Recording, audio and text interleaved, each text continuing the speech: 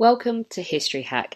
If you didn't know by now, we are the revolution. That means we're sharp, witty, lots of fun, but it also means that we're essentially the peasants in Les Mis huddled round a table in the corner of the bar with no money. If you enjoy the show, please do support us. We have a Patreon account by which you can donate a small monthly sum in appreciation of what you're hearing. Alternatively, we have Ko-fi, in which you can just do a one-off donation as a thank you if you particularly enjoy a certain episode. Either way, we massively appreciate all of your support. Hope you enjoy the show. Hello, welcome to another episode of History Hack. You have me and I'm flying solo today. I have a very interesting guest with us who hopefully is going to tell us a little bit more about her job before we jump into her book. So our guest is Helen Czerski, who is a physicist and oceanographer. She's here to talk about her newest book and Radio 4's Book of the Month, Blue Machine, How the Ocean Shapes Our World. Hi Helen, welcome to History Hack. Hello, thanks for having me on. I'm really interested. I mean, we started talking about this just before we started recording, but I think our listeners deserve to know a little bit more about what you do. What does an oceanographer do? I mean, I kind of thought it was a bit of a stupid question, but do you spend all your time in the ocean? What do you do? Well, there's lots of ways for it to work. So I'm an ocean scientist. Oceanographer is an interesting term because most people who study the ocean started off as physicists or chemists or biologists, and I'm one of those. I'm a physicist, but I study the ocean. So I'm an oceanographer because that's the dominant subject. You know, that's kind of what I use my physics for now. And so there are different ways to do it. The ocean has lots of different aspects of it. In my case, I'm an experimentalist. So I go to sea and make measurements from ships, and I have lab experiments which tell me about fundamental bubble physics. It's a job. I'm a bubble physicist.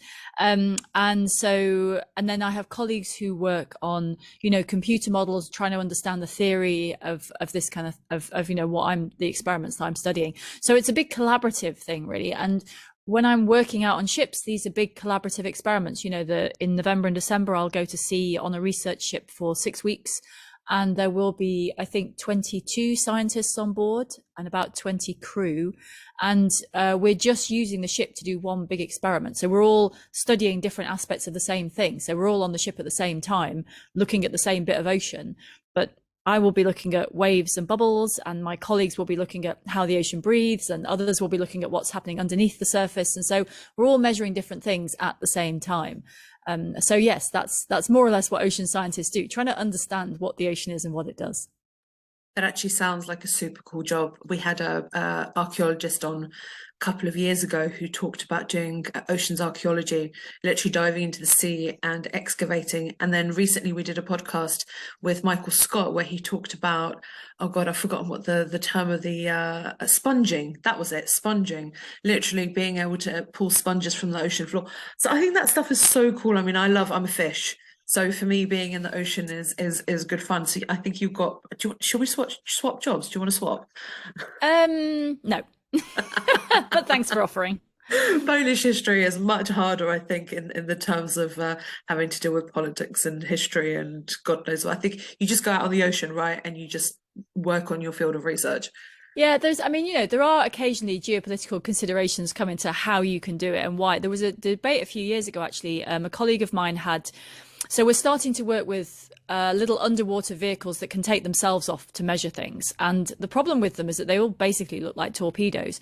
And there was a case of a colleague of mine a few years ago who was trying to work in the Red Sea, I think on the Egyptian side. And he basically was told he shouldn't do it because he said if something that looks like a torpedo washes up on the shores of Jordan, it gets lost and it just washes up, you're going to cause World War III. So I think he sort of drew back from that. That's rare, relatively rare. Normally countries are quite, as long as you tell them what you're measuring in their water, they're quite happy for you to do it. But yeah, they do keep an eye on you. I mean, we have to tell the local governments what we're doing. Out on the open ocean, there's obviously no law. So there's this thing called the law of the sea, but there's no jurisdiction over, you don't have to ask permission to go out to the middle of the ocean and measure. But if you're closer to the coast, they want to know what you're doing. And occasionally you cross national boundaries and you're just out in the ocean, right? But you have to phone a different coast guard and ask for permission to come into their waters.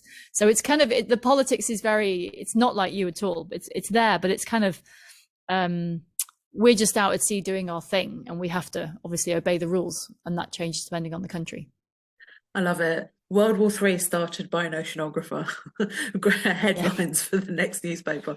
We're Sorry. trying not to, for the record, we are trying not to start World War III.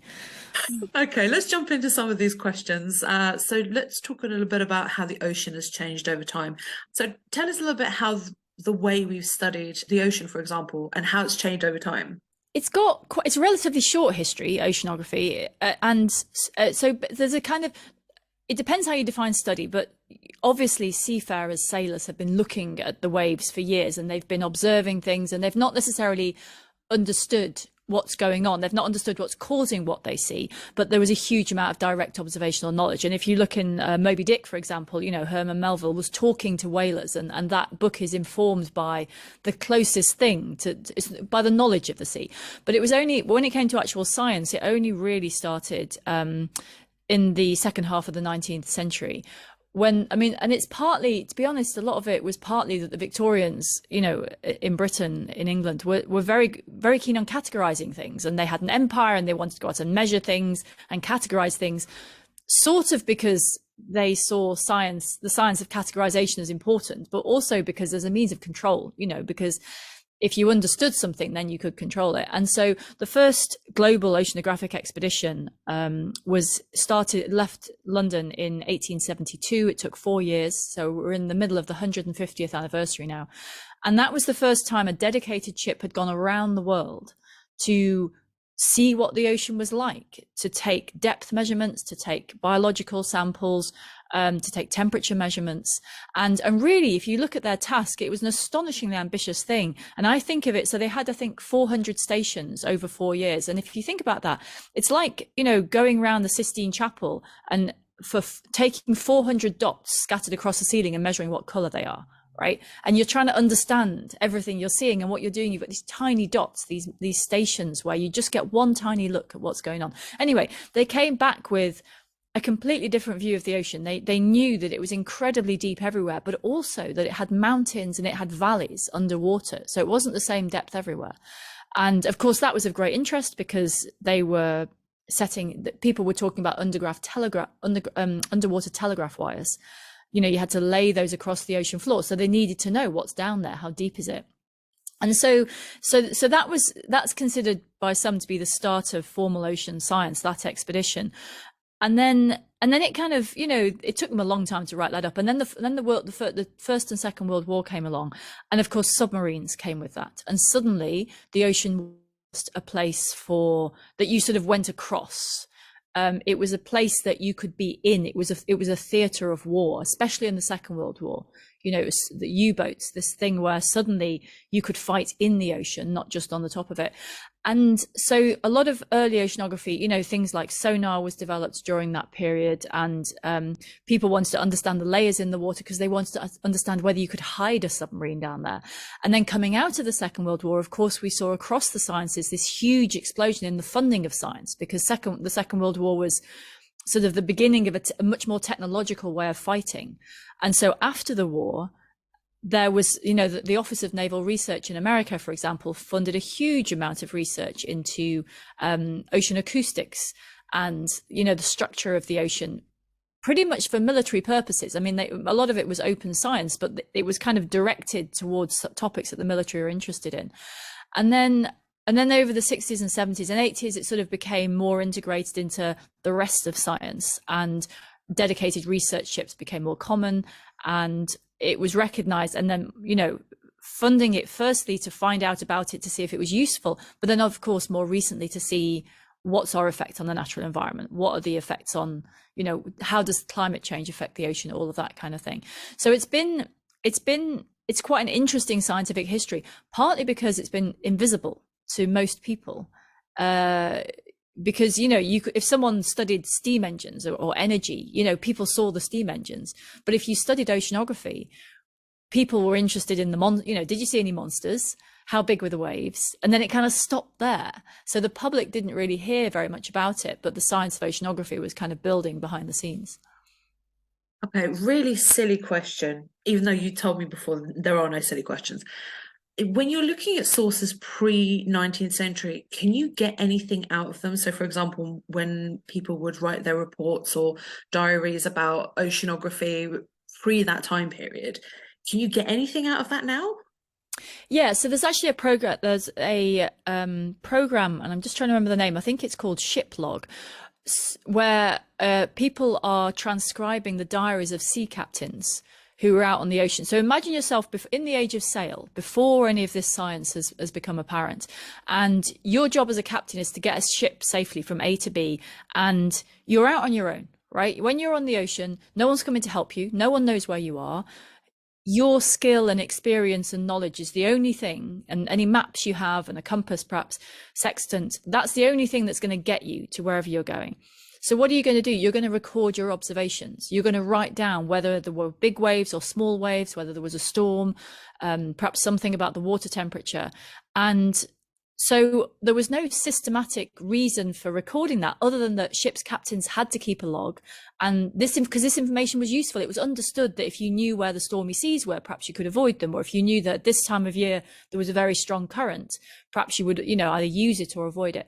And so modern science has gone back to those diaries, and they've looked for the patterns that were written in those diaries. And of course, it's not the kind of thing that we would necessarily consider really, solid data today. You can't say the temperature was exactly 15.5 degrees C, but it'll tell you where the currents are. It'll tell you more or less what the shape, of the ocean surface is doing. And so, so people definitely have used those observations. And then, of course, people could ask questions, even the ones on land. So Robert Boyle, who was a famous scientist of the 17th century, who asked lots of questions about, the nature of everything, basically, but he's particularly well known for gas laws and things like that. He wrote a tract, I think, in the mid 1600s, I can't quite remember, but it was called On the Saltness of the Sea, and he was speculating on why the sea was salty, which is a really profound question, and he didn't have any way to get answers, but he could do some experiments, and so he wrote this whole thing about why the sea is salty. So there's things like that where it does pop up in science, but they didn't really have any way to get the answers. And he did something, it was an amazing paper, actually. It's very chatty. He's kind of wittering on about all these things. Then he says, oh, by the way, I thought of this. But it was an idea that came from Aristotle, that it was sunlight that made water salty. And so Boyle says correctly that, well, if that's true, the sea should be saltier at the top than it is lower down. So he went out and spoke to pearl divers and people who went down into the ocean. He said, well, is it any less salty if you go down? And they said, no. And so he said, oh, well, it's not that then, but he was trying to sort of work, he's trying to use the evidence he had. And then there's another one. Then he put a bucket of it outside, his bucket of water, to see if it would go salty in the sunlight. And it didn't, it stank. So, so people were thinking about the sea, but they didn't really have any way to get at it, to really measure it. It was hard enough to measure things on land, where everything's stationary and you can build big glass, complicated glass apparatus. No one was taking any of that to sea. That's really interesting. I actually didn't think of any of that. I mean, I'm a little bit dumbfounded. You've rendered me speechless, actually. Sorry. That's okay. Don't worry. It happens often. Okay, let me try and pronounce this correctly. Please do correct me if I say this wrong. So tell us a little bit about the Coriolis effect. Is that the Coriolis effect? The Coriolis effect. Why Yes. is it so important? So the Coriolis effect is the consequence of being on a spinning planet. So you and I, sitting where we are, we can't tell that where we are is spinning, except that we can see the sun go around, right? So we can see something's moving somewhere. We can't actually see whether it's us or not directly from our everyday experience. And for small things like on my dining room table here or on your table, it doesn't make any difference. Everything's going at the same speed, so effectively nothing is moving relative to each other. But if you put a fluid, something that can flow around on a spinning planet, then it gets a bit harder, because if you have a current that is trying to just go straight north, but it's going from kind of the fatter part of the planet to the thinner part of the planet, the spin of the planet is going to affect how it moves, and so it's going to bend it to the right effectively. I don't know if perhaps you did this as a kid, that I certainly did it, on roundabouts in playgrounds. You would try playing catch across the roundabout, right? And it's really hard because you can be standing directly opposite from your friend, and you throw the ball and it kind of goes off to the side. So basically it's the same thing. So water does that. As water is trying to flow north, it gets bent to the side. And what that means is, on really large scales, things tend to spin. Things tend to go round and round in the ocean. And so it gives us these great kind of merry-go-rounds, these gyres, they're called, that these big circular currents in the ocean basins at the surface.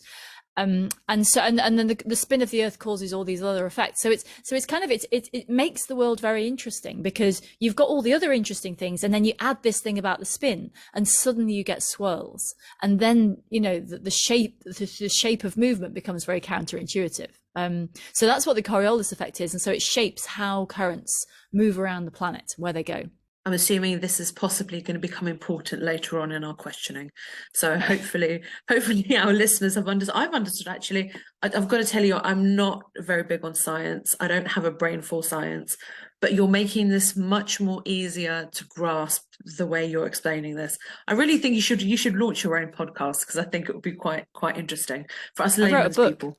I do actually host a podcast called Ocean Matters, but I did write a book. I mean, this is why but I write slightly more than that. I talk on other people's podcasts more than my own. But yes, you make a successful podcast, I think, because you're explaining something so complicated to a simpleton like myself. Well, simpleton when it comes to science, and I'm finding it really interesting, actually. But oceanography does aid, which is exciting for me because I didn't know this. They aid the Allied landings in World War II. Tell us a little bit about that. Yeah, so there was, for most of, we were talking about seafarers, and they could see big patterns, but for most of the time humans had been at sea, whether there was going to be a storm or not, or whether there were going to be big waves or not, it just happened. It happened or it didn't. You got up one morning and, oh, there's a storm. You get up tomorrow morning, flat calm, right? And there's no explanation for why, and there's no way to know what's coming down the track. And around the time of, so the early weather forecasts, Fitzroy first had a go in the sort of 1850s and 1860s, and it was difficult for him to do. So, but weather forecasting, by the time of the Second World War, weather forecasting was, that was coming along, right? You could get wind reports from different places. You could see these big patterns of storms. So you could see that the storms were coming better. But then the problem was that waves were still just an unknown. Sometimes there were big waves and sometimes there weren't. And one of the methods of warfare in the Second World War was these landing craft. So if you wanted to take some troops to another place and drop them off, basically, these landing craft were kind of flat bottom things that had a ramp on the back end, and the idea was you kind of move them up to the beach, and then you put the ramp down, and then people would run off to the beach, and then your ship could go back and get some more. And the problem with this was that if you had big swell that day, so if it was a really wavy day at the sea, you got big waves crashing on the shore, this whole operation goes very, very wrong. People get tipped into the water, it's very unstable, it's very dangerous, you lose half your men before they're on the beach.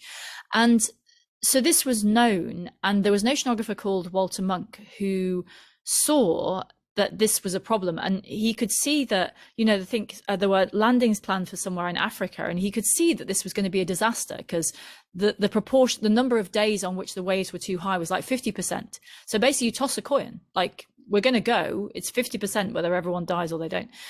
And he said, well, maybe we can forecast where these waves are coming from. And the reason that it works is that there's two ways of getting waves on the ocean. Well, there's two ways of them existing in one place. One of them is that it all comes from the wind. So it's like if you blow on the top of a cup of tea, you see little ripples, right? And the wind is just like that for miles and miles and miles. So those ripples become big ripples, and they become big waves, and the waves become bigger and bigger. And so where there's wind, you get this really kind of messy waves. They're all sort of going in the same direction, but they're spiky and messy, and they're kind of, it's a really, difficult situation. But that's right underneath the storm. But when the wind dies down, the waves are still there. They're still traveling. They're still going somewhere. So then what happens is that they just travel off out into the ocean, and that forms what we call swell, and you get these really big long waves, that just travel outwards from storms for hundreds of miles. And so Walter worked out that in the places where these landings were happening, the storms were miles and miles away. But if you knew where the storm was going to be, you could calculate how long the waves from it were going to take to get to the shore. And then you knew when you were going to have your really high waves that were going to mess up your landing. So he started working on the physics of this. Like, you need a weather forecast, you need some understanding of the waves, and then you need to know something about the beach. Is it a steep beach? Is it a shallow beach? So he worked out how to do this, and they kind of, him and Roger Revelle, they got better at it, they practiced, and then D-Day came, and the original date, so D-Day, these landings that were critical to the Allied war effort, they had to happen at night. They had to happen, I think, it was either a full moon or a new moon. I can't remember. So I think it must be when the moon was dark, so they couldn't be seen. And they used these landing things. And the first day that was proposed by Eisenhower was June the 5th. And so they sent this information to the oceanographers, actually both in America and in the UK. And they did their calculations, and they came back and they said, look, if you go on the 5th, the waves are going to be enormous. This is enough to wipe everything out. But if you go on the 6th, maybe it'll be okay. So, and the 6th was a less ideal day, but Eisenhower delayed the D-Day landings by a day because of the wave forecasts. And so on that day, there were smaller waves, but it was fine. You could land people. If they had gone the day before, the whole thing would have been smashed up, basically. And they'd have lost the element of surprise, and they'd have lost the men before they got to shore. So, and that was one of the very first, large scale wave forecasts. And so there's this, what's interesting about that is humans are just getting a handle on understanding you can predict what the ocean's going to do. And then you can make decisions based on that prediction. And so if it hadn't been for that bit of ocean science, the outcome of that part of the war would have been very, very different. Have there been any situations that you know of where they thought the weather prediction and the waves of the ocean, they thought they got a handle on it, but they were completely and utterly wrong? Not that I know of. I mean, it was a slightly uncertain art at the start, but I don't know of any examples where, because basically, if you have a little bit of science, it's always better than chance. So I think you're always doing better than the situation you would have been in anyway. So I think it's quite hard to pick up examples of it really going wrong. There probably are some, but I don't know of any. Okay, so we're moving on to the study of the bottom of the ocean because it's required a lot of innovation and engineering.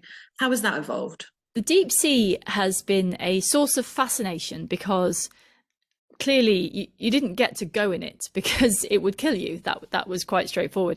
So there were a lot of myths. There was a myth for a long time that for centuries actually that things kind of floated in the ocean at different depths. So there was this kind of fear that if you died and you fell into the ocean, you wouldn't go all the way down to the bottom. You'd just kind of fall down to the middle somewhere and kind of float. And there was this picture that maybe the ocean is full of all these things that are just stuck at different depths, which is really creepy, right?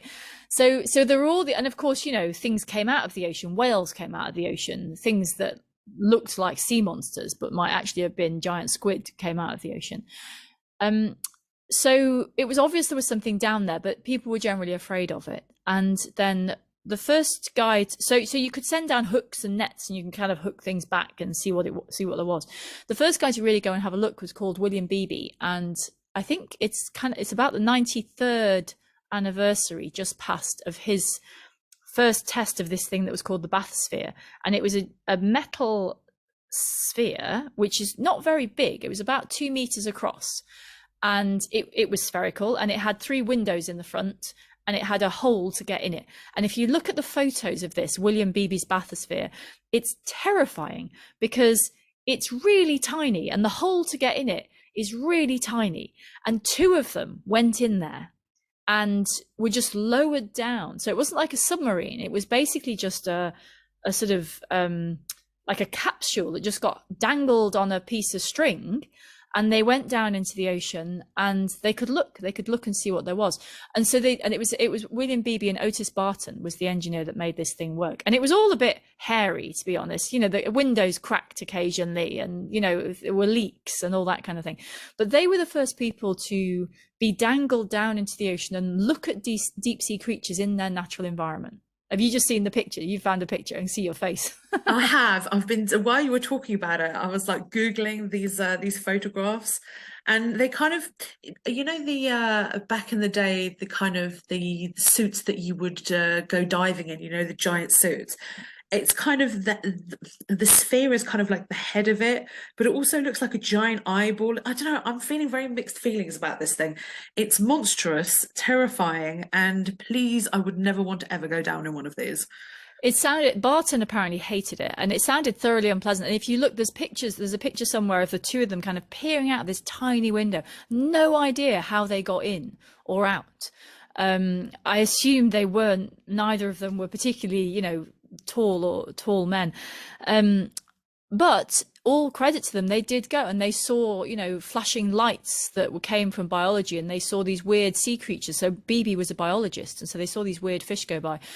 And Beebe was a really good writer, and he wrote this book called Half Mile Down that described what he had seen. And this was really the introduction to the deep ocean. It wasn't just what came up in nets. It was actually looking at it, but it was also, there was humility in it. Like, he described it as being like dangling in a hollow pea suspended by a spider web inside a cathedral. That was how he saw himself, right? That he understood that he was a visitor in an alien world, and all he could do was look.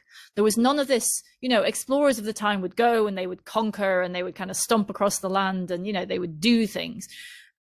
And he was I'm just kind of sitting here watching. And so, and his stories, they sort of opened up the world of ocean science.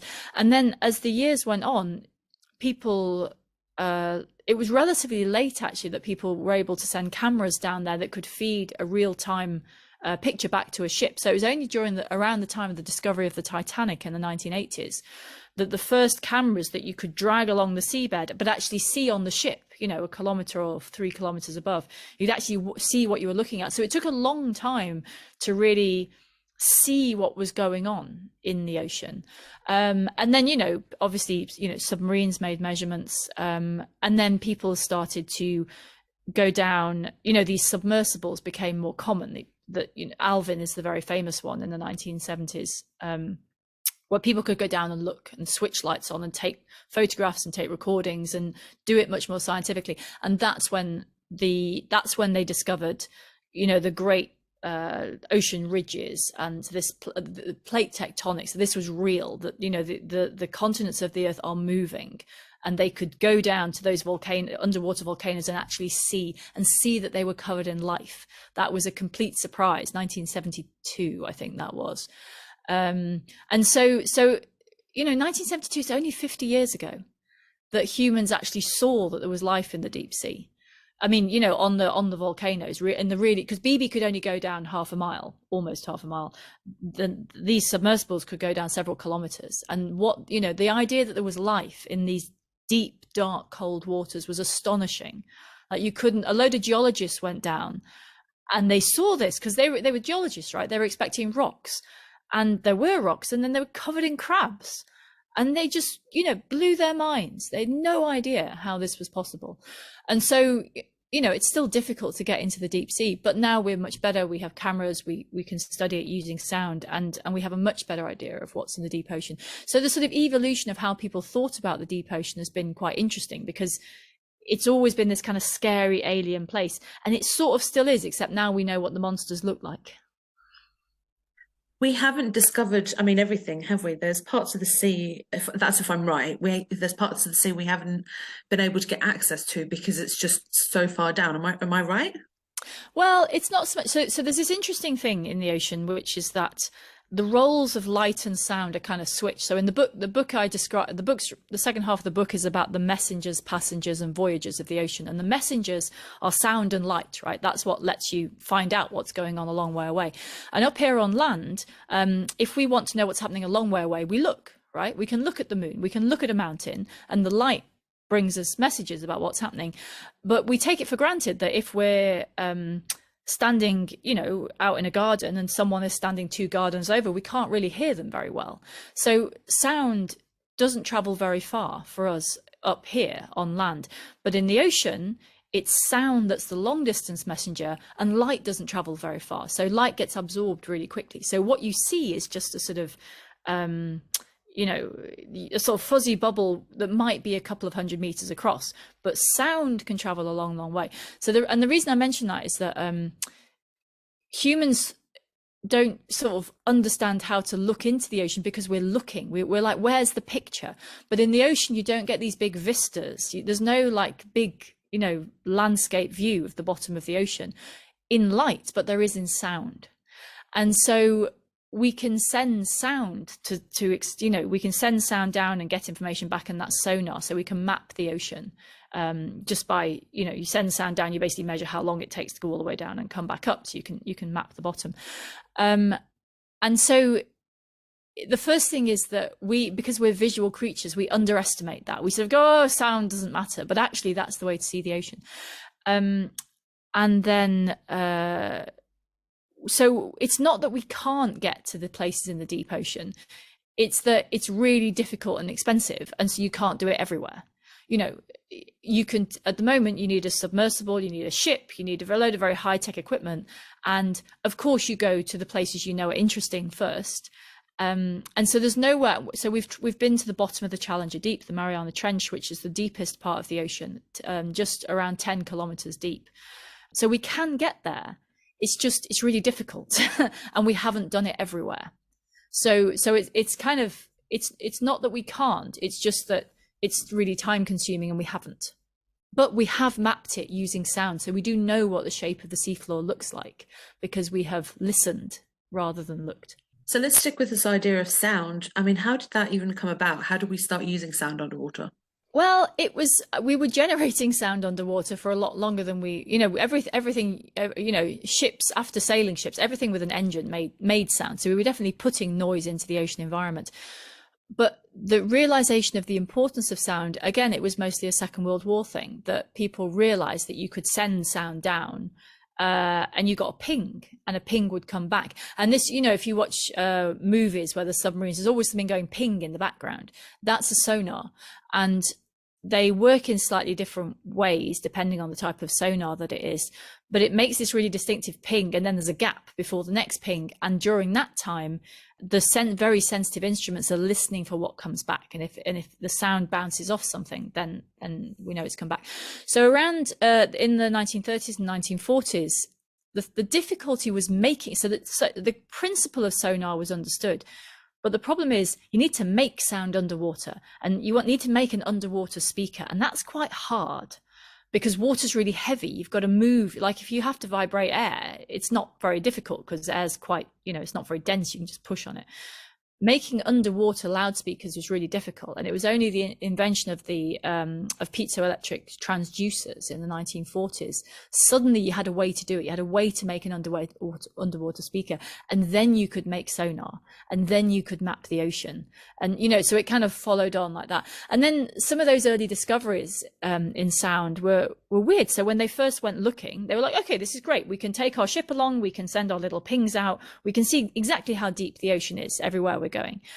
But then there was this odd bit. These places had this sort of odd floor. So they would know, for example, that the seafloor was 300 meters down, but the sonar made it look as though there was a floor at 100 meters, as well as the one at 300 meters. And this was seen, like every ship saw this layer. And then they noticed that it moved, that sometimes it was a bit higher and sometimes it was a bit lower. And this was, you know, well below the depths you could dive to. So that 20 years people spent going, what is this? Like what, you know, they worked out after a while that it wasn't anything solid. And then they put nets through it. Nothing came back. What is this? And so eventually they worked out that it's mostly one particular type of fish called a lanternfish that's got a little air bubble inside it to help it stay buoyant. And these fish are really good at swimming away. So if you get a net anywhere near them, they will just bugger off. So there's this enormous layer of life in the ocean that became known as the deep scattering layer. And all over the planet, it comes up at dusk to hunt. These little animals start swimming. They come up at dusk, they hunt in the darkness, and then they go back down. So there's this wave, as this layer comes up and down, and it's made of these little sea creatures that are really good at running away. So they were really hard to spot. So there were things, so biological discoveries. Again, the physicists were like, obviously there's no life down here. We're just going to study the physics. And then all this life turns up that they weren't expecting. So, you know, and then the history of sound, it became more and more useful as time goes on. Okay, this is quite interesting. I'm not quite sure we're going to go with this one, but if I roll 3 words to you, you've got to tell me what this is all about. So, whale earwax. Right. Well, it turns out that if you want to look at the history of the ocean, whale earwax is extremely useful. So the first thing is that whales have earwax.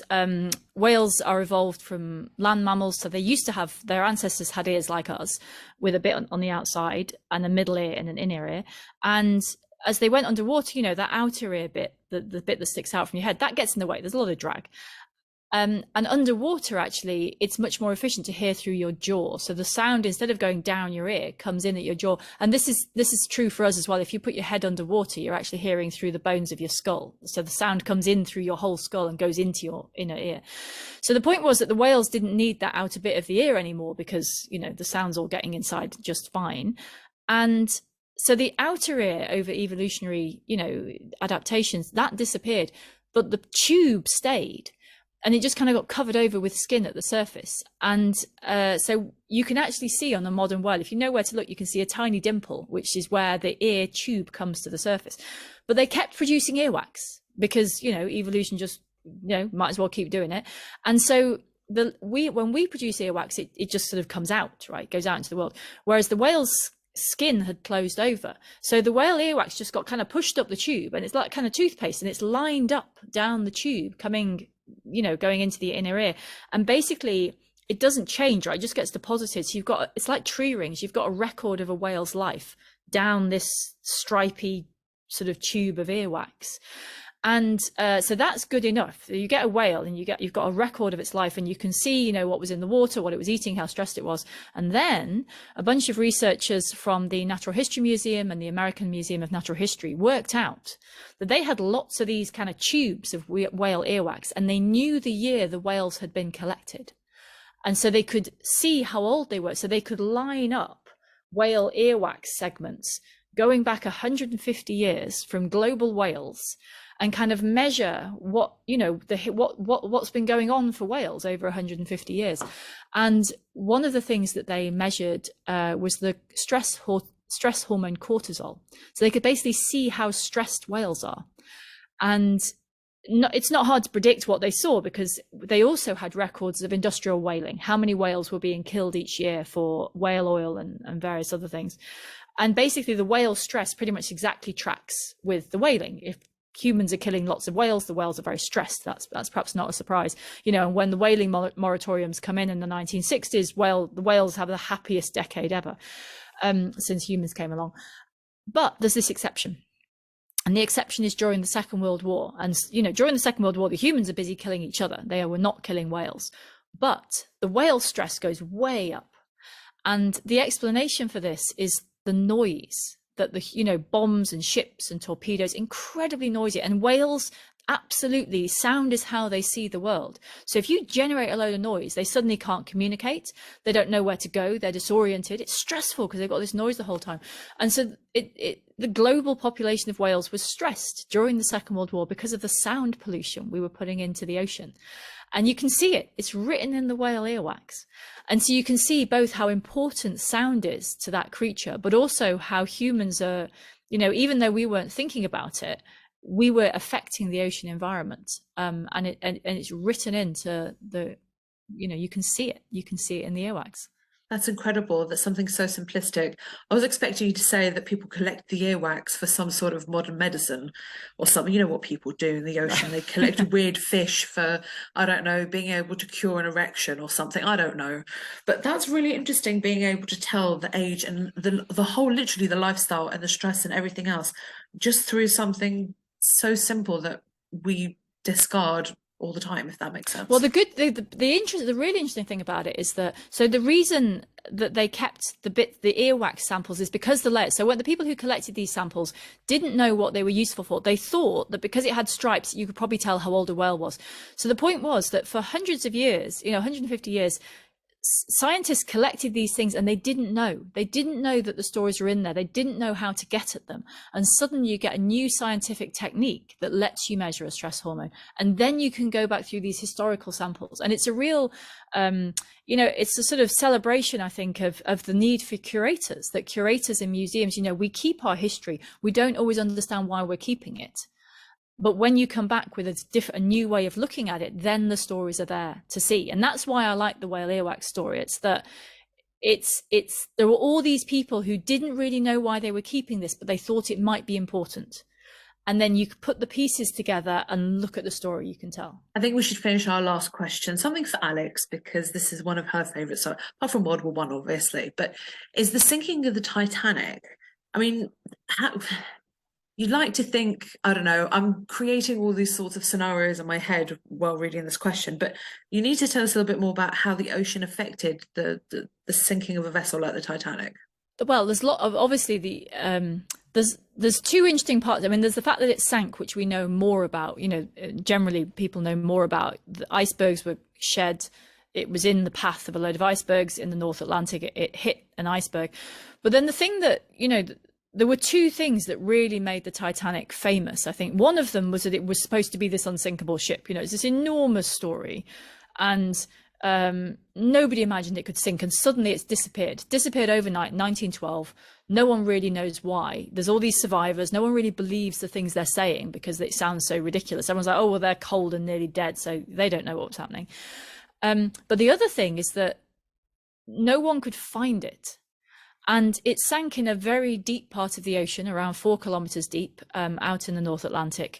And what do you do? I mean, how do you search for a ship? The ocean is really, really, really big. It's really hard to explain this to people, but you're looking for something, and the ocean is gigantic. How are you even going to start? And of course, humans being curious, kind of couldn't let it go. So they came up with every year, like pretty much since the Titanic sank, there was another bonkers scheme for how we're going to find the Titanic. And all of them were expensive.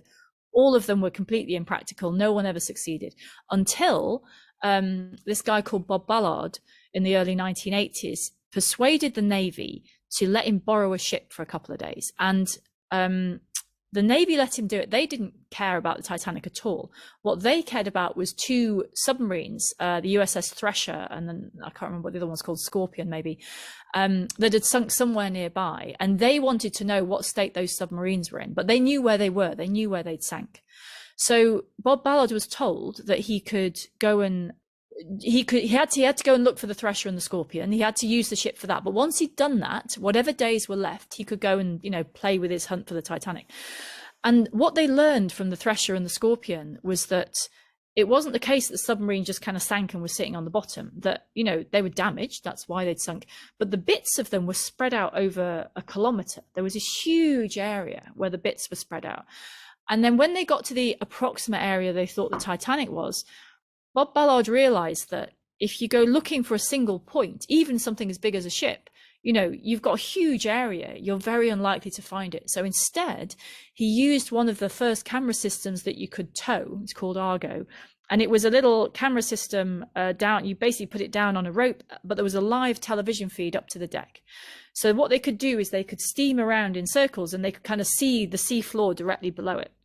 And so instead of going looking for the ship, he said, well, what we're going to do is we're going to go looking for the debris, because he thought the debris would be spread out over a wide area. And the reason that it is that when big things sink, they fall pretty much, so they kind of go straight down. They're very dense, they're very heavy, they sort of go straight down. But as things get smaller and lighter, they can be, if there are currents, they can get carried sideways by the water. If they've got a shape that's pointier on one end, they'll tend to glide in that direction. And of course, things will just glide through the water sideways because of their shape. So the ocean's kind of sorting, and the smaller things are, the longer they'll spend in the water column and the further they will get carried. And so Bob Ballard set his crew to doing these shifts where they were taking, they were spread out quite wide. The sort of lines on the grid that they were following were quite far apart, but they went looking for the debris. And it took them 8 days out of the 11 that they had, I think. And then they found it. They found one of the boilers. And once they had one of the boilers, then they were like, okay, so it's somewhere near here. And then they, closed their search in a bit. And then they looked and the debris, and then they started to see wine bottles and glasses and these small things. And eventually then they found the hull of the ship, which was actually split into two. So it had, the survivors were correct. It had split into two. Those two halves of the ship, I think, are 700 meters apart. I can't remember the exact distance. But they are surrounded by a kind of, a few kilometers of debris. And so the only reason he could really find it was that the ocean moving all the pieces around gave him a much larger target. And then then actually they've actually identified the spot where they think the ship actually sank, because there were some really, really heavy things that pretty much did go straight down. And the two halves of the ship kind of both went off slightly sideways. And the actual sinking point, the bit with the really heavy stuff, is in between the two of them. And then there's just debris for kilometers around. So it was ocean physics that let them find it. That's absolutely incredible. I mean, being able to find the Titanic all because of, it's all about physics when you're working in the ocean, right? I'm glad to hear you say that. Biologists might disagree, but the physics is but the real point about the ocean. The reason I wrote the book is that it is a physical fluid engine that is doing things all the time, and the things it does provide different environments for life to live, and they provide effects like waves that we can see. And so it's the physics of this engine. Like, if you understand that sets the stage for everything else. Helen, this has been so interesting, and I'm sure that we could probably go talking for so many more things. There's so many things we've missed on this list, but that means that everybody who's listening to this podcast has to physically go out and grab a copy of your book so they can read the rest of it. So can you remind our listeners the exact name of your book? It's called Blue Machine: How the Ocean Shapes Our World. And we will have this in our bookshop, so we will get a cut of the what you call it. Chris always does the ending of this slice. We'll get a slice of the payment. Helen will get a bigger slice of the payment, and Amazon will not get their hooks into it. And what is it they're trying to do? Build some sort of rocket to go into space or something? I don't know. Along multiple projects. Yes. Exactly. So Helen, thank you so much for joining us. It's been amazing. It's been a pleasure. Thank you. Thank you for having me on.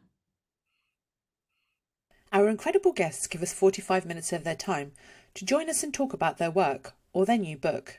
This is just a small taster. As a result, we have launched our very own bookshop on bookshop.org, where you can find our guests' latest books, you can support them, and you can support us on History Hack. 10% of every sale via our bookshop supports the podcast and allows us to keep going and bring you more top-of-the-line guests. You can find our bookshop at bookshop.org/shop/History Hack, or search for us in the shop section. Thank you so much for your continued support. We really appreciate our listeners and supporters. So make sure you get down to the bookshop and grab yourselves a new book.